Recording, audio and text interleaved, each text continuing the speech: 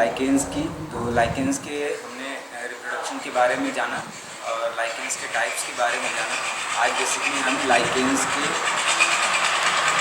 आर्थिक महत्व के बारे में जानेंगे कि वास्तव में लाइकेंस हमारे जीवन में किस प्रकार से महत्वपूर्ण योगदान देते हैं या लाइकेंस से हमारा क्या लाभ होता है। तो अगर हम बात करते हैं उनके जनन की, तो जनन हमने पिछली बार बताया था कि उनके नर जनन भाग और मादा जनन भाग में जो भी युग्मक बनते हैं उनका संयुग्मन होने पर वो सामान्य रूप से जनन करते हैं, और जो कवक वाले भाग होते हैं मुख्य रूप से वही जो है वो जनन का कार्य करते हैं, और नए कवक सेल जो है वो एल्गी के साथ जुड़कर सहजीवन के रूप में लाइकेंस का जीवन व्यतीत होता है। अब आगे हम बात करते हैं लाइकेन के आर्थिक महत्व के ऊपर।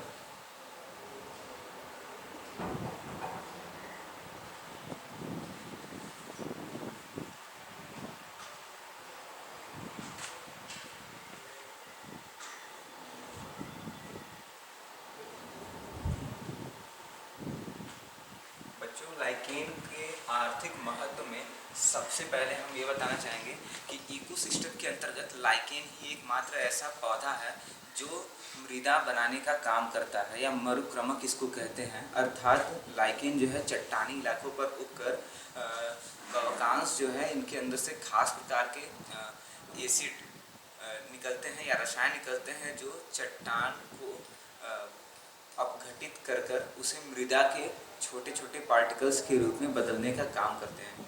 इन्हीं लाइकेंस के द्वारा निर्माण किए गए नए मृदा या फॉसिल्स को जो है अन्य आवृत बीजी पौधे व अन्य टेरिडोफाइटा पौधे जो है मृदा के रूप में उपभोग करते हैं, और धीरे धीरे इनके सड़ने गलने से मृदा में ह्यूमरस की मात्रा बढ़ती है, जिसके बाद जो है यह पूर्ण रूप से मृदा में कन्वर्ट हो जाते हैं। इस वजह से लाइकेन को मृदा का निर्माणकर्ता भी कहा गया है। अर्थात यह चट्टानी इलाकों पर उगकर चट्टान को अपघटित कर या क्षरित कर जो है उसे मिट्टी के रूप में बदलने की क्रिया को करता है।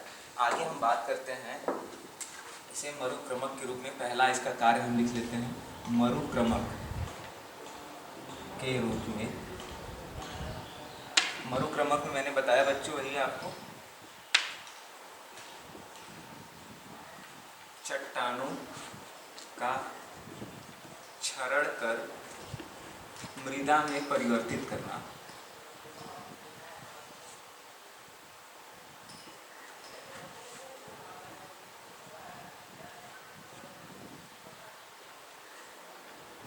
ठीक है, ये इसके इम्पोर्टेंस है। दूसरा है बच्चों, यह मुख्य रूप से एयर पोल्यूशन के लिए भी सूचक का काम करता है,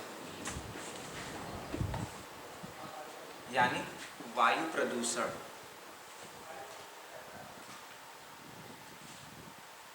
में सूचक। ठीक है, यानी लाइकेंस जो है बच्चों वह वायु प्रदूषण के सूचक के रूप में भी काम करता है। अगर वायु ज़्यादा प्रदूषित होती है तो यह धीरे धीरे नष्ट होने लगते हैं। इस वजह से हमें यह पता चलती है कि उस स्थान की वायु जो है वह काफ़ी मात्रा में प्रदूषित हो चुकी है। अब आगे अगर बात करते हैं दैनिक जीवन में, मानव के दैनिक जीवन में इनका आर्थिक महत्व क्या है, यानी हम लाइकेन को किन किन रूपों में इस्तेमाल करते हैं या उपभोग करते हैं। तो अगर दैनिक जीवन में इनके आर्थिक महत्व की बात की जाए तो कई सारे इनके लाभ हमको देखने को मिलेंगे। पहला इसका लाभ है बच्चों भोजन के रूप में या चारे के रूप में। ठीक है, बहुत सारे लाइकेंस जो हैं वह भोजन खाने के इस्तेमाल में और चारे के इस्तेमाल में, दोनों के लिए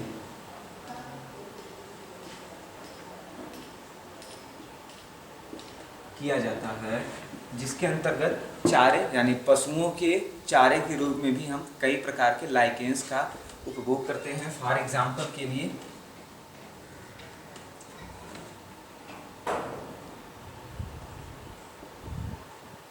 रेंडिया मास,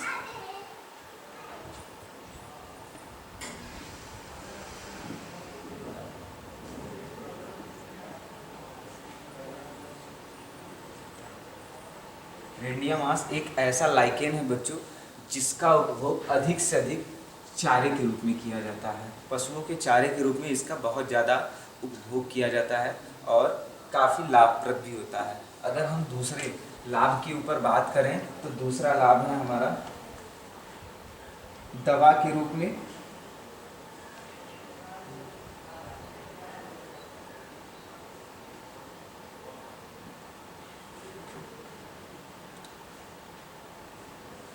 बच्चों कई सारे ऐसे लाइकेंस हैं जिनसे हम कई प्रकार के रोग से बचाव के लिए कई प्रकार की औषधियाँ प्राप्त करते हैं, जिनमें पहला रोग का नाम अगर हम सामान्य रूप से लेते हैं पीलिया, आप लोग जानते ही होंगे, जिसे जॉन्डिस कहते हैं। जॉन्डिस के इलाज में एक मुख्य प्रकार का रोग है जेंथोरा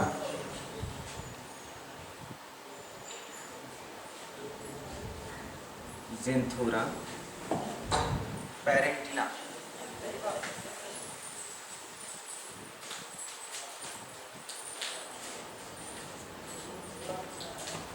यह एक ऐसा लाइकेन है बच्चों जिसका उपयोग हम पीलिया के रोग के दौरान औषधि के रूप में करते हैं। इसी के साथ एक और है मुख्य रूप से मिर्गी के रोग में बच्चों,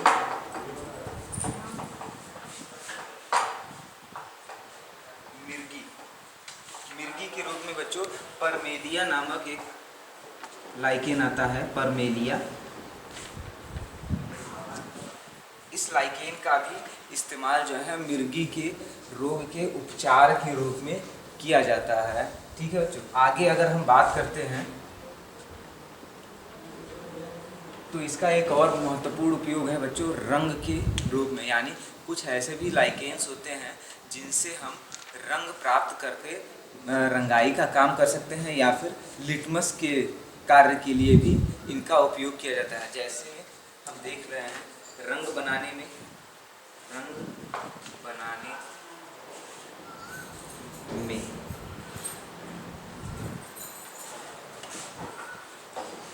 रॉक्सेला,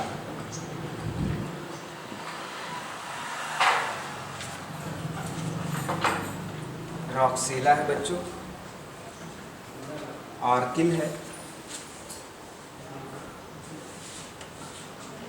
ये कई सारे लाइकेन्स हैं जिनका उपयोग बच्चों रंग के लिए किया जाता है, यानी इनसे विशेष प्रकार के क्रोमोस पाए जाते हैं या वर्णक निकाले जाते हैं जो रंगाई के कार्य में उपयोगी होते हैं। आगे हम बात करते हैं, इसके अगले भाग पर चलते हैं। तो इस प्रकार से हमारा यह जो है आर्थिक महत्व समाप्त होता है। आगे हम बात करेंगे अपने नए टॉपिक के ऊपर जिसका नाम है वायराइड्स।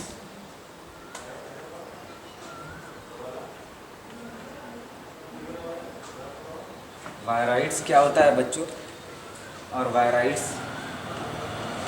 से क्या लाभ है और क्या हानि है, ये हम देखेंगे।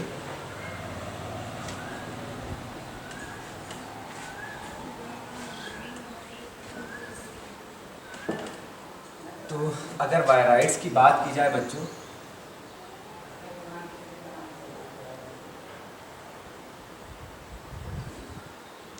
तो मैं बताना चाहूँगा वायराइड जो है वो आरएनए, सिंगल स्टैंडर्ड आरएनए का ही एक कॉम्प्लेक्स होता है।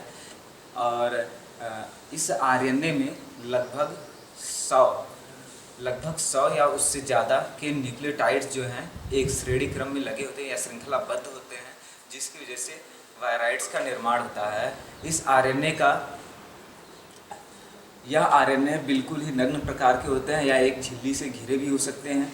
अब यह वायराइड्स जो हैं कई बार जो है किसी भी प्रकार के जीवधारी या जीवित कोशिका के अंतर्गत उनके डीएनए द्वारा जुड़े जाने पर इन वायराइड्स के कारण बच्चों उनमें परिवर्तन या म्यूटेशन हो जाता है, जिसकी वजह से जीवधारी के आनुवांशिक जीनोम में कई बार बहुत अनचाहे परिवर्तन आ जाते हैं। यह परिवर्तन या तो अच्छे होते हैं या तो बुरे होते हैं। तो वायराइड्स बच्चों किसी भी जीवधारी के जेनेटिक कोड में बदलाव करने में महत्वपूर्ण भूमिका निभाते हैं। इसकी खोज जो है सन 1971 में थियोडोर डाइनर ने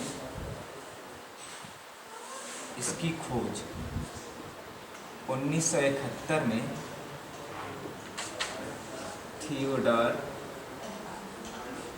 डाइनर ने की, और इन्होंने बताया कि यह एक आरएनए का कॉम्प्लेक्स है जिसमें 100 या उससे अधिक न्यूक्लियोटाइड्स जो हैं वो श्रेणीबद्ध तरीके से रहते हैं। आगे हम बात करते हैं प्रायॉन्स की। प्रियॉन्स, कभी कभी बच्चों टिप्पणी लिखने के लिए इस पर पूछा जाता है वायराइड्स क्या होते हैं, प्रियॉन क्या होते हैं। तो यह आप जान लीजिए कि वायराइड्स जो है वो बैक्टीरिया और वायरस से भी छोटे रहते हैं और बिल्कुल नग्न होते हैं, यानी जैसे हमारा डीएनए और आरएनए कोशिका के केंद्रक के अंदर उपस्थित होता है, लेकिन यहाँ जो आरएनए होता है दरअसल यह आरएनए वातावरण में मुक्त अवस्था में रहता है। कभी कभी यह जीवों द्वारा निगल लेने पर या उनके जीव द्रव्य के अंदर प्रवेश करने के दौरान या उनके आनुवांशिक जीनोम से जुड़कर उनमें बहुत सारे परिवर्तन करने के लिए उत्तरदायी होता है। आगे अगर हम बात करते हैं प्रियॉन्स की, तो दरअसल प्रियॉन्स बच्चों प्रोटीन का ही एक कण होता है, या हम कह सकते हैं प्रोटीन का बना बिल्कुल नग्न कण होता है। यह प्रोटीन का बना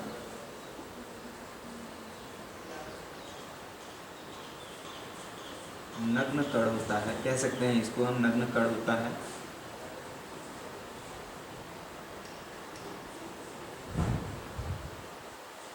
यह भी कभी कभी क्या होता है बच्चों, यह बिल्कुल नग्न होते हैं और वातावरण में ऐसे ही तैरते हुए रहते हैं। यह भी जीवधारियों के द्वारा ग्रहण किए जाने पर या उनके आनुवंशिक जीनोम से जुड़ जाने पर उनमें कई प्रकार के उत्परिवर्तन लाते हैं।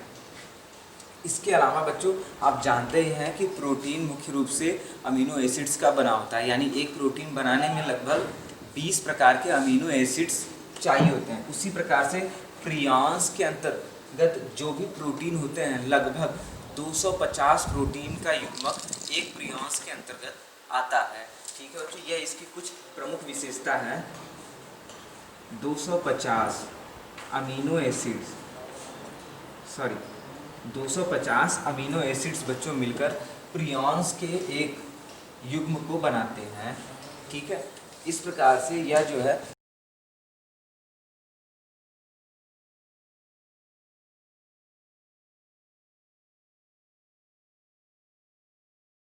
कभी कभी क्या होता है कि यह हमारे मनुष्यों तथा जानवरों में प्रियॉन्स के जेनेटिक रूप से जुड़ाव के कारण कई प्रकार के रोग उत्पन्न हो जाते हैं, जिसमें प्रमुखता यह है कि जानवरों में उनके न्यूरो सिस्टम यानी उनके तंत्रिकी कोशिका में जुड़ने के दौरान क्या करते हैं, उनकी संवेदनशीलता को खत्म कर देते हैं, जिससे जानवर जो है वो खुजाते रहते हैं और उनके शरीर का नियंत्रण जो है संवेदनशीलता खत्म हो जाता है। इसी प्रकार से अगर मनुष्यों के अंतर्गत देखा जाए तो मनुष्यों के अंतर्गत प्रियॉन्स के जुड़ने के कारण जो है मनुष्यों को एक हंसी की बीमारी लग जाती है, जिसे हम इंग्लिश में कहते हैं mad cow disease. Mad cow disease, इसके अंतर्गत मनुष्य लगातार हंसते रहता है, जो मुख्य रूप से प्रियॉन्स के कण का जेनेटिकली रूप से मनुष्य से जुड़ाव होने के कारण जो है उनमें पागलपन की यह बीमारी उत्पन्न हो जाती है। तो आगे हम बात करते हैं वायरस के बारे में। तो वायरस को सजीव और निर्जीव के बीच की कड़ी कहा जाता है। इसके साथ ही वायरस के अंतर्गत बच्चों अपना किसी भी प्रकार का डीएनए नहीं होता है, इसके सेंटर में सिर्फ आरएनए का कोर होता है। वायरस से संबंधित और कई सारी जानकारी हम अगले सेशन में रखते हैं। आज के लिए बस इतना ही।